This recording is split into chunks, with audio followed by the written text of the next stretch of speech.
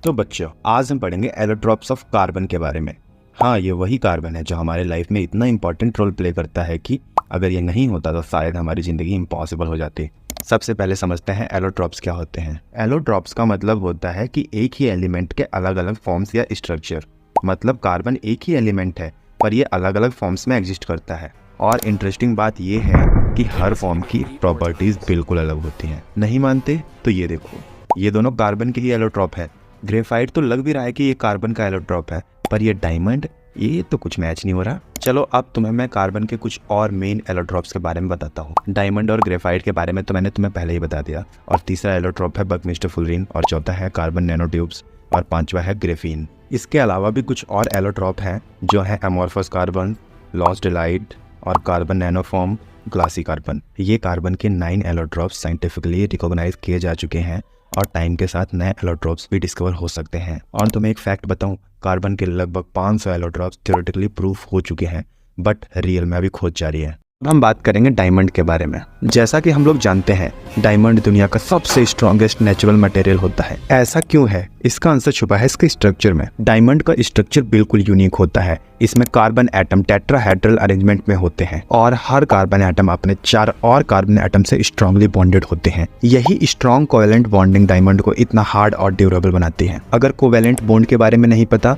तो ये होते हैं कोवेलेंट बॉन्ड, और ये इलेक्ट्रॉन के शेयरिंग से बनते हैं। डायमंड में कोवेलेंट बॉन्ड का नेटवर्क इतना स्ट्रांग होता है कि इसके एटम को अलग करना ऑलमोस्ट इम्पॉसिबल होता है, इसीलिए डायमंड इतना हार्ड होता है। अगर हम डायमंड के प्रॉपर्टीज के बारे में बात करें तो डायमंड सिर्फ हार्ड ही नहीं बल्कि ट्रांसपेरेंट और रिफ्लेक्टिव भी होता है। ये लाइट को इतना एफिशिएंटली रिफ्लेक्ट करता है कि इसमें वो सिग्नेचर स्पार्कल होता है जो हम सबको पसंद है। डायमंड में लाइट रिफ्लेक्ट और रिफ्रैक्ट दोनों करती है। जब लाइट डायमंड के अंदर एंटर करती है तो मल्टीपल टाइम्स रिफ्लेक्ट होती है और इस वजह से स्पार्कल इफेक्ट क्रिएट होता है। डायमंड का यूज़ केवल ज्वेलरी बनाने के लिए ही नहीं बल्कि इसका यूज़ कटिंग एंड ड्रिलिंग में भी होता है, क्योंकि ये बहुत हार्ड है ना। डायमंड का यूज़ मेडिकल फील्ड में भी होता है, जैसे सर्जरीज में। एक फैक्ट बताऊं, डायमंड दुनिया का सबसे हार्डेस्ट नेचुरल मटेरियल है, पर ये टूट भी सकता है अगर डायमंड के ऊपर राइट एंगल से फोर्स लगाए तो। चलो एक क्वेश्चन का आंसर दो, डायमंड इलेक्ट्रिसिटी क्यों नहीं कंडक्ट करते? और अब बारी है ग्रेफाइट के बारे में पढ़ने की। तो चलिए समझते हैं ग्रेफाइट में ऐसा है क्या जो उसे इतना यूनिक और फैसिनेटिंग बनाता है। सबसे पहले समझते हैं ग्रेफाइट का स्ट्रक्चर। इसकी यूनिकनेस का राज इसी में है। ग्रेफाइट का एक लेयर्ड स्ट्रक्चर होता है जिसमें कार्बन एटम हेक्सागोनल शीट्स में अरेंज्ड होते हैं। हर कार्बन एटम अपने 3 नेबरिंग एटम के साथ कोवेलेंट बॉन्ड बनाते हैं। ये लेयर्स एक दूसरे के ऊपर स्टैक्ड होती हैं और इनके बीच एक वीक वंडरवाल फोर्स होता है। इन वीक फोर्सेस की वजह से ये लेयर्स इजिली स्लिप कर सकती हैं और इसी वजह से ग्रेफाइट स्लिपरी और सॉफ्ट होता है। इस प्रॉपर्टी की वजह से ग्रेफाइट का यूज लुब्रिकेंट्स और पेंसिल्स में होता है। और ग्रेफाइट का use industrial and scientific field में भी काफी ज्यादा होता है, जैसे कि न्यूक्लियर रिएक्टर में मॉडरेटर के रूप में। ये न्यूक्लियर फिजन में रिएक्शन को कंट्रोल करता है। इसी के साथ लिथियम आयन बैटरीज में ग्रेफाइट एनोड के रूप में यूज होता है।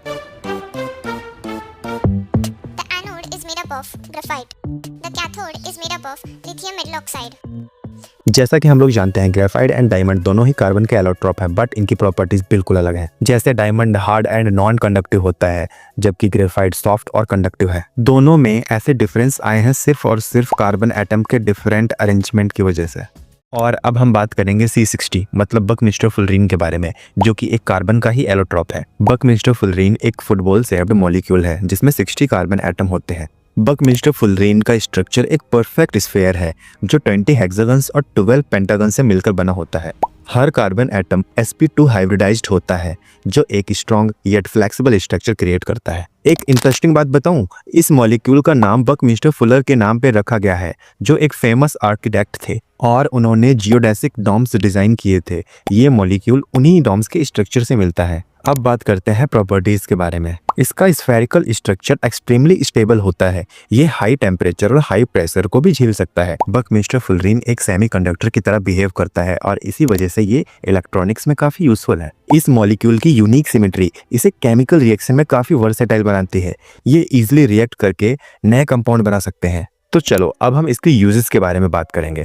बकमिस्टर फुलरीन का यूज मेडिकल एप्लीकेशन में होता है, नैनो टेक्नोलॉजी में होता है, एनर्जी एंड सोलर सेल्स में होता है और सुपर कंडक्टर में होता है। हालांकि बकमिस्टर फुलरीन के कई एडवांटेज हैं, लेकिन इसे लार्ज स्केल पे प्रोड्यूस करना एक चैलेंज है। इसे बनाने में हाई एनर्जी और हाई कॉस्ट इन्वॉल्व होती है, लेकिन आप लोग चिंता ना करें, साइंटिस्ट लोग कुछ नए मेथड एक्सप्लोर कर रहे हैं। अब हम बात करेंगे कार्बन के एक ऐसे एलोट्रॉप के बारे में जिसने नैनो टेक्नोलॉजी में एक रेवोल्यूशन ला दिया है, जो है कार्बन नैनो ट्यूब्स। ये छोटी सी ट्यूब्स साइंस और टेक्नोलॉजी का फ्यूचर बदल रही हैं। आइए इसके बारे में समझते हैं डिटेल में। सबसे पहले इसके स्ट्रक्चर के बारे में समझते हैं। कार्बन नैनो ट्यूब्स या CNTs एक सिलेंड्रिकल नैनो स्ट्रक्चर है जो प्योर कार्बन से मिलकर बना होता है। ये ग्रेफीन की एक सिंगल लेयर को रोल करके बनाया जाता है। ये काफी लाइट वेट, स्ट्रॉन्ग और इलेक्ट्रिकली कंडक्टिव होता है। इसकी डिस्कवरी काफी इंटरेस्टिंग है। इसे पहली बार 1991 में सुमियो लिज़मा ने डिस्कवर किया था, जब वह हाई रेजोल्यूशन इलेक्ट्रॉन माइक्रोस्कोप से फुलरीन के स्ट्रक्चर को देख रहे थे। तब उन्होंने ये सिलेंड्रिकल नैनो स्ट्रक्चर को ऑब्जर्व किया था। ये एक एक्सीडेंटल डिस्कवरी थी, लेकिन नैनो टेक्नोलॉजी के फील्ड में इसने नए दरवाजे खोल दिए। Applications of carbon nano tubes. High speed transistor और फ्लेक्सिबल डिस्प्लेस में कार्बन नैनो ट्यूब्स का यूज होता है, जो इलेक्ट्रॉनिक्स को ज्यादा एफिशिएंट और कॉम्पैक्ट बना देता है। सुपर कैपेसिटर और बैटरीज के लिए कार्बन नैनो ट्यूब्स एक गेम चेंजर है, क्योंकि ये एनर्जी स्टोरेज को ज्यादा एफिशिएंट बनाता है। इसके लाइट वेट और स्ट्रेंथ की वजह से carbon nano tubes space elevator और स्पेस क्राफ्ट के कंस्ट्रक्शन में फ्यूचर मटेरियल बन सकता है। एडवांस वाटर प्यूरिफिकेशन सिस्टम में कार्बन नैनो ट्यूब्स का यूज किया जा रहा है। नैनो रोबोट्स बनाने में कार्बन नैनो ट्यूब्स काफी इंपॉर्टेंट रोल प्ले करते हैं, जो फ्यूचर हेल्थ केयर के लिए रेवोल्यूशनरी है। चलो इस वीडियो को यहीं पे खत्म करते हैं, लेकिन कार्बन के कुछ और भी एलोट्रॉप हैं जो किसी न किसी रूप में इन्हीं से रिलेटेड हैं, इसीलिए उनके बारे में बात नहीं करेंगे। अगर फिर भी किसी को जानना है उनके बारे में तो कमेंट्स में एक बार पूछो। एक क्वेश्चन है, कार्बन का कौन सा एलोट्रॉप आपको सबसे फैसिनेटिंग लगा और क्यों? कमेंट्स में जरूर बताना।